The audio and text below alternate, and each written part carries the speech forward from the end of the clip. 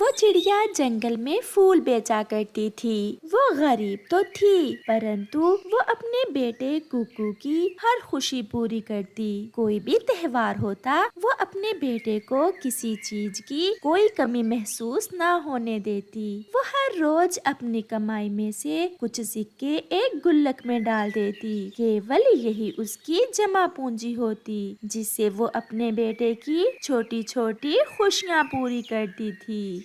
मम्मा, कल हम अपना मिट्टी का गुल्लक तोड़कर उसमें से सारे सिक्के निकालेंगे और फिर मैं भी दिवाली मनाने के लिए बाजार से चीजें लाऊंगा। मम्मा, मम्मा, मैं पटाखों के साथ साथ कुछ दिए भी लाऊंगा और अपने पूरे घर को रोशन करूंगा और कंदील भी हवा में छोड़ूंगा। वो छोटा बच्चा अपनी मम्मा से ढेर सारी चीजें मांग रहा था। मैं अपने बेटे को सब लेकर दूंगी। हमारे गुल्लक में इतने पैसे तो जमा हो गए होंगे कि मेरा बेटा दिवाली अच्छे से मना सके। मम्मा, मैं नदी से पानी पी आऊं और अपने दोस्तों को भी बता आऊं। अपने बेटे को इतना खुश देखकर मम्मा चिड़िया भी बहुत खुश थी। जाओ बेटा, जाओ। फिर कुकू नदी की दिशा में चला जाता है। कुकू, दिवाली पर आप तो घर में ही रहना, क्योंकि तुम्हारी मम्मा तो बहुत गरीब है। जितने भी फूल बेच ले, वो तुम्हें दिवाली पर कुछ भी नहीं लेकर दे सकती। जी नहीं, मेरी मम्मा ने मेरा एक मिट्टी का गुल्लक रखा हुआ है और उसमें मेरी मम्मा हर रोज सिक्के डालती है। कल तोड़ेंगे हम मेरा गुल्लक। ये सुनकर जग्गू खुश होने की बजाय परेशान हो जाता है। मेरी अपनी मम्मा से शर्त लगी थी कि तुम दिवाली नहीं मना सकते, परंतु तुम तो बड़े तेज निकले। मैं अभी जाकर अपनी मम्मा को बताता हूँ। फिर जग्गू वहाँ से चला जाता है। मम्मा, मम्मा, आप तो कहती थी कि कुकू दिवाली वाले दिन घर में ही रहेगा, परंतु इस बार वो भी दिवाली मनाएगा। वो दिवाली मनाएगा नहीं, बल्कि मेरे बेटे जग्गू को पटाखे और दिए जलाते देखेगा। मम्मा, नहीं, ऐसा नहीं है। उसकी मम्मा ने कुकू के गुल्लक में दिवाली मनाने के लिए सिक्के जमा कर रखे हैं।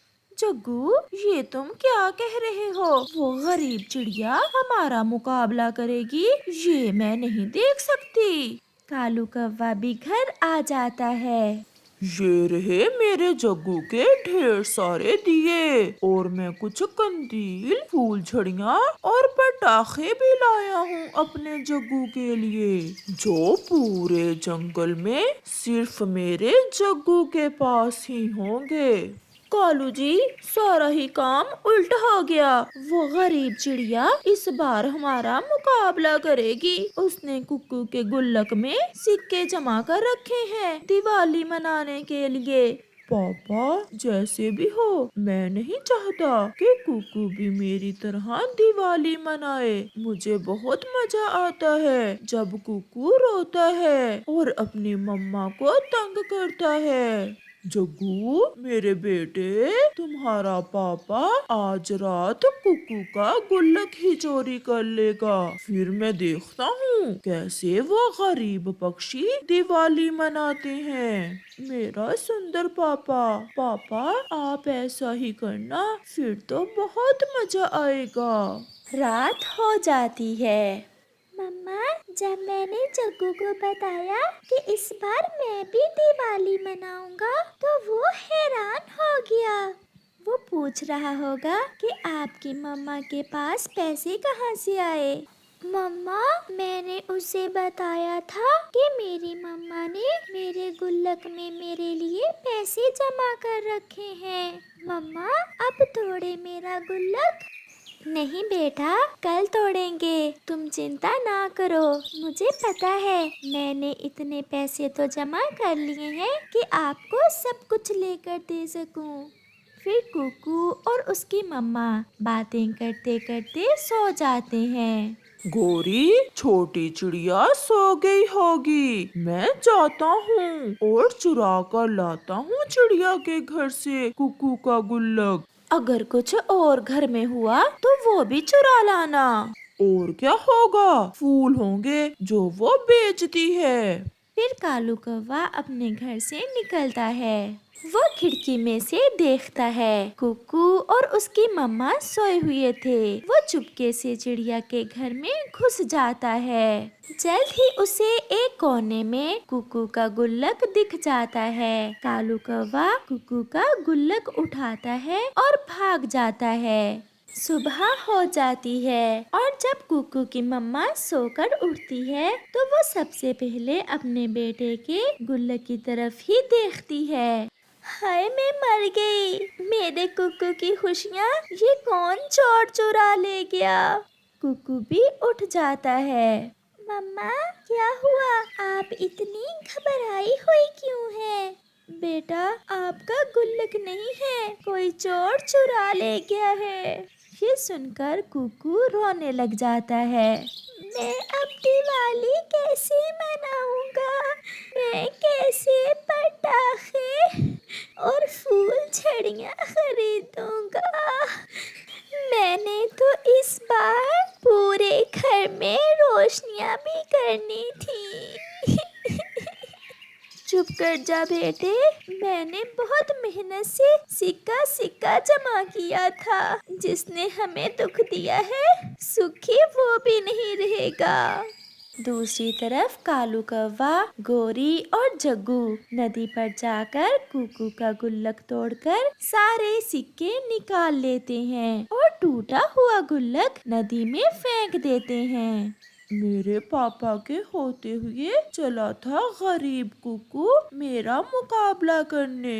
फिर वो सब हंसने लग जाते हैं। चुप कर जाओ बेटे, मैं जा रही हूँ काम पर। मैं कुछ ना कुछ जरूर कर लूँगी। अभी दिवाली में 2 दिन बाकी हैं। परंतु कुकू तो छोटा था, वो तो रोए ही जा रहा था। जग्गू ने सच ही कहा था कि मुझे दिवाली वाले दिन घर में ही रहना पड़ेगा। मैं बाहर नहीं जाऊंगा मम्मा, आप जाएं। फिर चिड़िया अपने फूल लेकर जंगल के बाजार चली जाती है। फूल ले लो, फूल, ताजे ताजे फूल। सब पक्षी तो दिवाली मनाने की तैयारियों में लगे हुए थे। आज तो चिड़िया का कोई भी फूल नहीं बिकता। वो निराश होकर एक जगह बैठ जाती है और रोने लग जाती है। कोई इतना गरीब भी ना हो कि अपने बच्चों की खुशियाँ ही पूरी ना कर सके। उस जालिम ने मेरे कुकू का गुल्लक नहीं चुराया, बल्कि हमारी सारी खुशियाँ ही चुरा ली। कुकू घर में बैठा हुआ था कि दरवाजे पर दस्तक होती है। मेरी मम्मा तो फूल बेचने गई हुई है। आप कौन है अंकल? बेटा, मेरा नाम कुमकुम है। मैं सागर वाले जंगल से आया हूँ। मैंने कुछ उधार लिया हुआ था आपके पिताजी से। मैं वो वापस करने आया हूँ। ये थैली आप रख लें और जब आपकी मम्मा आए तो उसे बता देना कि कुमकुम अंकल आए थे और ये थैली दे कर गए हैं। ऐसा कहते हुए वो पक्षी चला जाता है।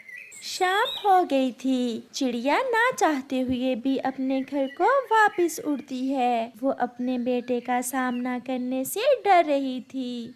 मम्मा, कुमकुम अंकल कौन है? वो आए थे और ये थैली देकर गए हैं। कहते थे कि उन्होंने पिताजी से कुछ उधार लिया था। कुमकुम अंकल, बेटा, कुमकुम अंकल तो आपके पिताजी के बचपन के दोस्त थे। और इस थैली में क्या है? फिर चिड़िया वो थैली खोलती है। उसमें तो ढेर सारे रुपए थे। इतने पैसे देखकर चिड़िया के तो होश ही उड़ जाते हैं। इतने सारे पैसे? फिर दिवाली का दिन भी आ जाता है और चिड़िया अपने बेटे के लिए पूरे घर को रोशन करने के लिए दिए लेती है, कंदील लेती है, पटाखे और रंग बिरंगी लाइटें लेती है। कुकू बहुत खुश था। वो अपने घर को रोशन करता है। पूरे जंगल में सबसे ज्यादा रोशन और आतिशबाजी करता है। वो बहुत खुश था। गौरी, ये चिड़िया का घर कैसे रोशन हो गया? इतने दिए उसने कहाँ से ले लिए? और आतिशबाजी भी हो रही है चिड़िया के घर से। पापा, कुकू जीत गया और मैं हार गया। सच ही कहते हैं कालू, किसी की रोशनियाँ चुराने से कोई गरीब नहीं हो जाता, क्योंकि सच्चाई और अच्छाई की रोशनी कोई छीन नहीं सकता। प्यारे दोस्तों, आप सबको दिवाली की नेक शुभकामनाएं और ऐसे खुशी के त्योहार पर गरीब पक्षियों का भी ख्याल रखें। आप सबका धन्यवाद। उन दिनों जंगल में भोजन की बहुत ज्यादा कमी हो गई थी। उसी वजह से सभी पक्षी बहुत परेशान थे। उसी जंगल में एक चील भी रहती थी, जिसके घर के पास एक आम का बड़ा पेड़ था। वो आम का पेड़ तो आमों से भरा हुआ था, परंतु वो चील बहुत कंजूस और जालिम थी। वो तो किसी को एक आम भी खाने को ना देती थी। चिड़िया अपने घर में भूख की सताई हुई बैठी थी। अगर ऐसे ही चलता रहा तो मैं भोजन कहाँ से लूंगी? मैंने तो कल से कुछ भी नहीं खाया। अब तो मुझे बहुत कमजोरी महसूस हो रही है। चील भी अपने घर की तरफ जा रही थी कि उसकी ऐनक अचानक से नीचे गिर जाती है और सीधी चिड़िया के घोंसले में आकर गिरती है। अरे, ये क्या हो गया? मेरी ऐनक तो नीचे गिर गई। बिना ऐनक के तो मुझे अच्छे से नजर भी नहीं आता। अब ऐनक तो मुझे नजर नहीं आएगी। मैं आहिस्ता आहिस्ता उड़कर अपने घर में चली जाती हूँ। ये ऐनक तो चील दीदी की है। मैं चील दीदी की ऐनक उसे दे आती हूँ। मेरे तो ये किसी काम की है नहीं। चिड़िया वो ऐनक लेकर चील की तरफ जाती है। कौन कौन है मेरे घर के पास? कहीं कोई मेरे आम तो नहीं तोड़ रहा? नहीं नहीं, कोई भी आपके आम नहीं तोड़ रहा। मैं चिड़िया हूँ। मुझे आपकी ऐनक मिली थी, वो देने आई हूँ मैं आपको। ऐनक? लाओ लाओ चिड़िया, बिना ऐनक के तो मुझे कुछ भी दिखाई नहीं दे रहा। ये लें चील दीदी। तुम्हारा बहुत बहुत धन्यवाद चिड़िया। मैंने तो सोचा था कि मुझे अब मेरी ऐनक कभी नहीं मिलेगी। मांगो, क्या मांगती हो चिड़िया? आपने मेरी ऐनक मुझे ढूंढ कर दी है। मैं भी तुम्हें कुछ देना चाहती हूँ। चील दी, 2 दिन से भूखी हूँ और जंगल में भोजन भी नहीं मिल रहा। अगर आप मुझे एक आम दे दें तो मेरे 2-4 दिन गुजर जाएंगे। ये लो, तुम एक आम ले जाओ और जब खत्म हो जाए तो एक और ले जाना। मैं तुम पर बहुत खुश हूँ। फिर चिड़िया चील से एक आम लेकर खुशी खुशी अपने घर आती है। कालू कौवा चिड़िया को अपने घोंसले में बैठी आम खाते देख वहाँ आ जाता है। चिड़िया बहन, ये आम तुमने कहाँ से ले लिया? जंगल में तो एक ही आम का पेड़ है और वो भी चील का। वो तो किसी को एक आम भी नहीं देती। चील दी की ऐनक खो गई थी और वो ऐनक मुझे मिल गई। मैं चील दी को ऐनक देने गई तो चील दी ने मुझे आम दिया और ये भी कहा कि अगर ये आम खत्म हो जाए तो और ले जाना। ये सुनकर कालू तो बहुत जल जाता है। चिड़िया, हम भूखे फिरें और तुम खाओ आम। ऐसा कहते हुए कौवा वहाँ से चला जाता है। घर जाकर अपनी पत्नी गौरी कौवी को सारी बात बताता है। इसका मतलब तो ये हुआ कि उस बड़ी चील को बिना ऐनक के कुछ दिखाई नहीं देता। कालू जी, क्यों ना हम चील के घर के पास जाकर छुप कर बैठ जाएं और जब चील अपनी ऐनक उतारे तो आम चुरा कर भाग जाएं। मुझे पता था मेरी पत्नी हमारी भूख का कोई ना कोई उपाय जरूर निकालेगी। दूसरे रोज कौवा और कौवी ऐसा ही करते हैं। वो चील के घर के पास ही जाकर छुपकर बैठ जाते हैं। बहुत दिन हो गए अपनी बहन से मिले हुए। अगर मैं आम का पेड़ ऐसे छोड़कर अपनी बहन से मिलने गई तो पक्षी मेरे सारे आम खा जाएंगे। मैं ऐसा करती हूँ, अपनी बहन को ही संदेश भेजती हूँ कि किसी दिन आकर मुझे मिल जाए। ऐसा कहते हुए चील अपनी ऐनक थोड़ी देर के लिए उतारकर एक तरफ रखती है। चल भी कालू, मौका अच्छा है। आहिस्ता आहिस्ता जाओ और चील के पास से 2-4 आम तोड़ कर ले आओ। फिर कौवा तुरंत चील के पास जाता है। इसे तो सच में कुछ भी दिखाई नहीं दे रहा। कौवा ऐसा सोचते हुए 2 आम तोड़कर वहाँ से उड़ जाता है। घर जाकर वो आम मजे मजे से खाते हैं। अब तो गोरी हर रोज हम ऐसा ही करेंगे। ऐसे तो चील के आम चुराने में कोई मुश्किल नहीं होगी। चिड़िया का आम भी खत्म हो गया था। चील दी ने कहा था कि और आम ले जाना, मैं चील से एक और आम ले आती हूँ। फिर चिड़िया चील की तरफ जाती है। चील दी, भूख लगी हुई थी, मैंने सोचा कि आपसे आम ले आती हूँ। चिड़िया आम ले जाओ, परंतु मेरा एक काम है, क्या तुम कर दोगी? बताएं बताएं चील दी, क्या काम है?